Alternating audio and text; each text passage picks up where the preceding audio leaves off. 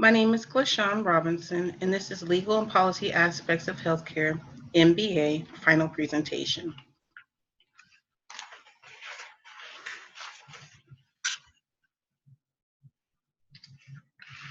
As America is seeing more storylines talking about the death of student athletes due to cardiac arrest and heat stroke, high school trainers and coaches discuss many high school regulations by high school athletic associations on what precautions to take regarding athletes training in the heat and the potential environmental dangers and heat-related illnesses.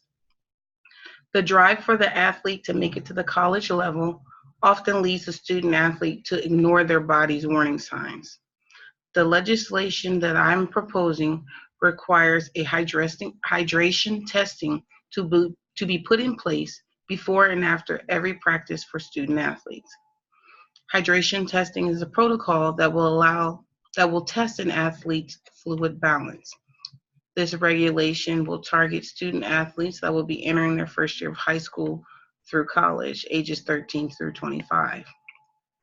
This legislation will focus on athletes who fall under the National Federation of High School Association guidelines as well as the National Collegiate Athletic Association. As the weather becomes more predictable, the summer months are getting hotter. Young athletes, parents, and coaches need to frequently find ways to hydrate in the heat.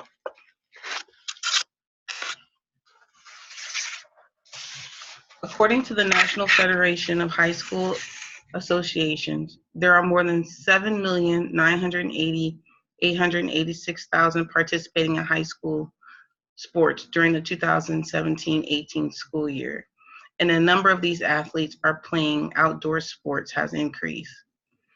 Hydration is a major factor in maintaining an unhealthy athlete. Up to 60% of the human adult body is water. As a coach and an athlete and a trainer, it is important to promote proper hydration techniques for athletes during the heat and humidity.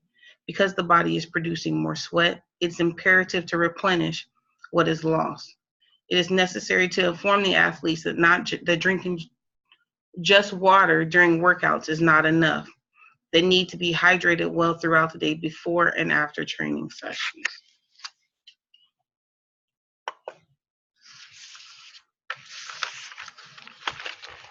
The legislation I am proposing requires a hydration testing be put in place before and after every practice for student athletes.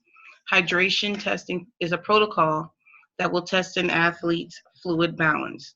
The practice of hydration testing has been implemented for the past couple of decades with new and more advanced technology capable of detecting smaller changes in an athlete's hydration status and becoming more available in more recent years.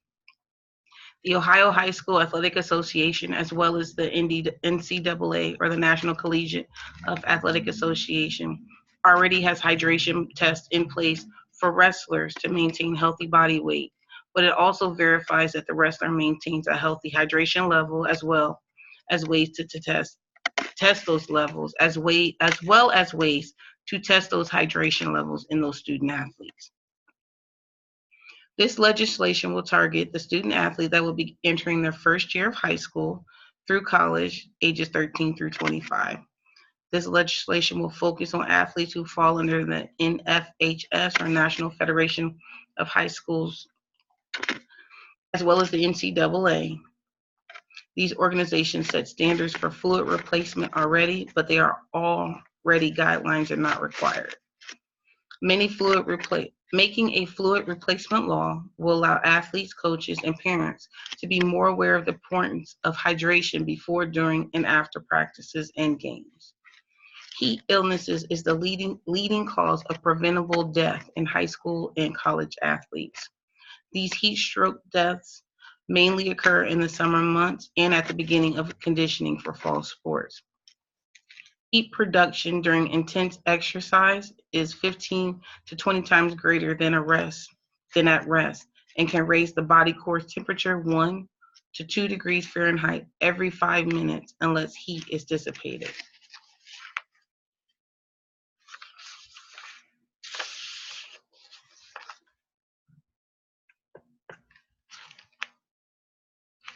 The practice of hydration testing is already required for wrestlers as they have to maintain a healthy body weight.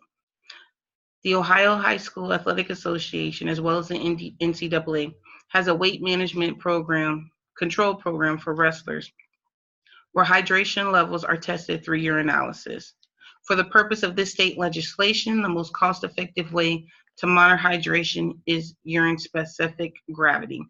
Urine specific gravity is the density of a urine sample compared with the density of water.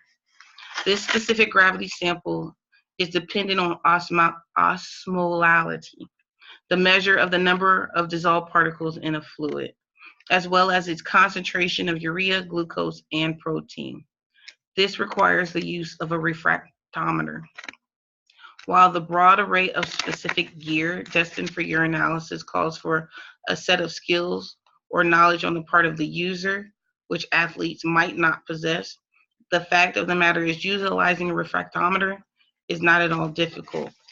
A simple handheld version can measure urine density in a matter of several minutes, thus letting trainers and coaches know whether they should drink more fluids or not. The trainer athlete can collect his or her urine, calibrate the refractometer with the help of distilled water, and perform the urinalysis. It requires a small sample volume internally and internally corrects the sample temperature, making it practical and accurate alternative to a more expensive method. Using this method, the cost would be absorbed by the school district, only requiring the purchase of a refractometer, which the cost can range anywhere from $135 to $4,000, and the training would be provided by the High School Federation or NCAA, and can be included in their free training classes on hydration. This legislation should impose a minimal cost on the districts to many block grants provided by the government and not-for-profit organizations that will help subsidize the cost of the equipment. And some hospitals will also be willing to donate. This legislation would have small opposition since the majority of the trainers associations, school athletic associations, and NCAA already have stipulations onto hydration testing. In addition, the American College of Sports Medicine and the American Diabetic Association agree the hydration is overlooked by many athletes. Putting more emphasis on this subject will help prevent a preventable situation from occurring. There is no cost to be absorbed by the families, and the test is non-intrusive on the student athlete.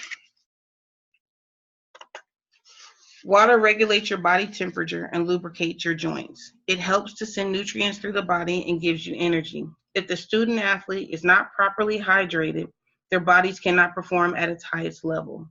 Most people not only drink water when they're thirsty, but for an athlete, it has found that athletes should drink more than 16 ounces of water 2 or 3 hours prior to practice. Then 10 to 15 minutes before they begin practice or competition, have another 8-ounce glass. This legislation will require high school athletic associations to adopt a rule or a policy to administer standards for the hydration testing, as well as a program that will help pay for the cost of administering the test.